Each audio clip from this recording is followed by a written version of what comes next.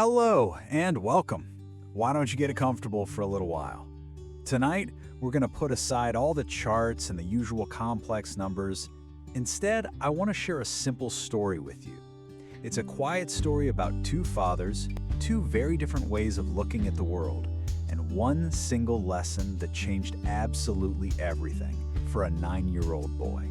Now, this idea is really at the heart of our story. And to a kid, it sounds like a riddle, doesn't it? How can money work? It doesn't have arms or legs. But as our young storyteller was about to learn, this wasn't just a clever saying. It was a key that could unlock a completely different way of seeing the world. The story begins, as so many important stories do, with a simple feeling, the feeling of being left out. The boy at the center of it all was just 9 years old, and he went to a school where a lot of his classmates came from pretty wealthy families. He and his best friend, Mike, well, they weren't one of them. That feeling came to a head one day when a friend was planning a weekend trip to his family's beach house. A few friends were invited, but not our storyteller, and not Mike. And the reason he was given was just sharp and painful. He was told, "Because you're poor kids."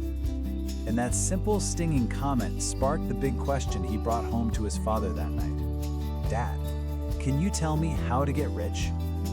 That one question is what set everything in motion. And when he asked, he found himself standing between two completely different worlds. On one hand, you had his own father, a man he calls his poor dad. Now, his dad was a brilliant, highly educated man who believed in the safe, traditional path. His advice was what you might expect: study hard, get good grades, and you'll find a good, stable company to work for. But then there was his friend Mike's dad, his rich dad.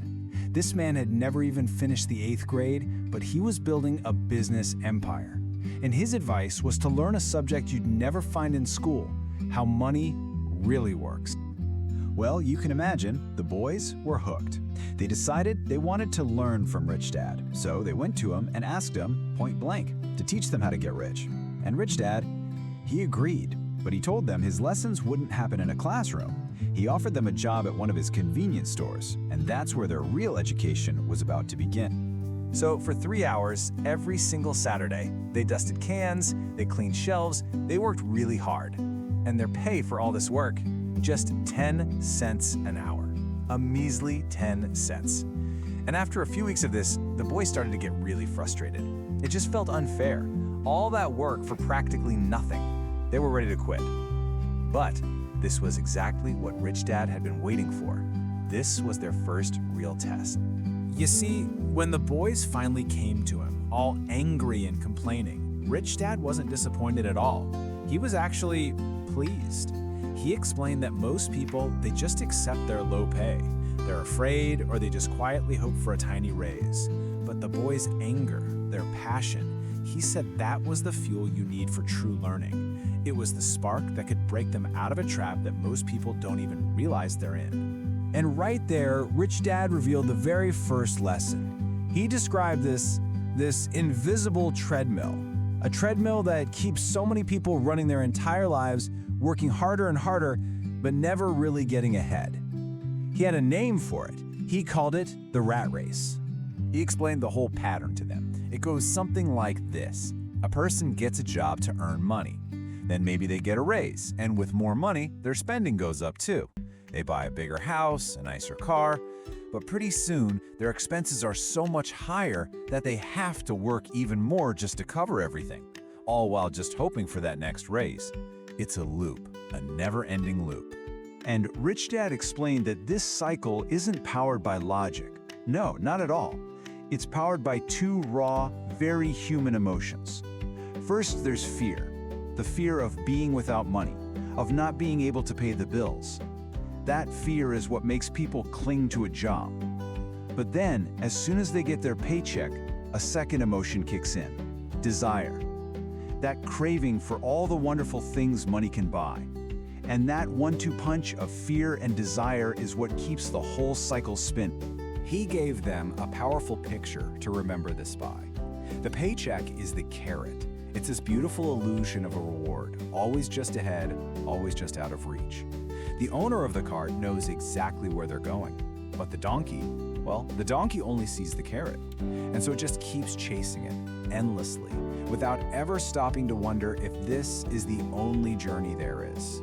So the key, he told them, is to learn to step back and not let your emotions do the thinking for you. Because when fear or desire takes over, our ability to think clearly, our financial intelligence, it just plummets. He said the very first step to getting out of the trap is to learn to think with your head, not just react with your gut. So to teach them this, Rich Dad gave them a challenge. He told the boys to keep working, but now for nothing, zero pay. Now this wasn't to be cruel or to exploit them.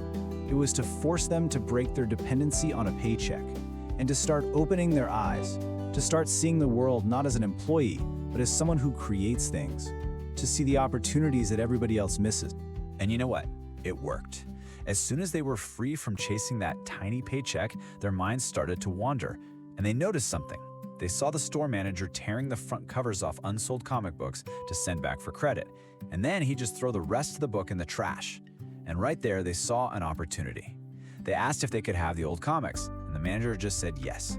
So, in Mike's empty spare room, they started their very first business, a comic book library. Admission was 10 cents, and for that, other kids could come in and read as many comics as they wanted for 2 hours. This was the big moment. The moment everything just clicked.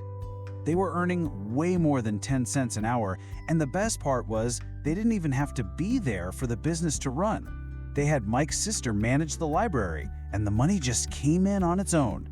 They had finally stopped working for money. Now, they had created a little system, a system that was making money work for them. Now, their little library only lasted a few months. Apparently, some neighborhood bullies forced them to shut it down. But you know what? That didn't matter. The real business was never the comic books. The real business was the lesson they had learned, a lesson that was going to last a lifetime.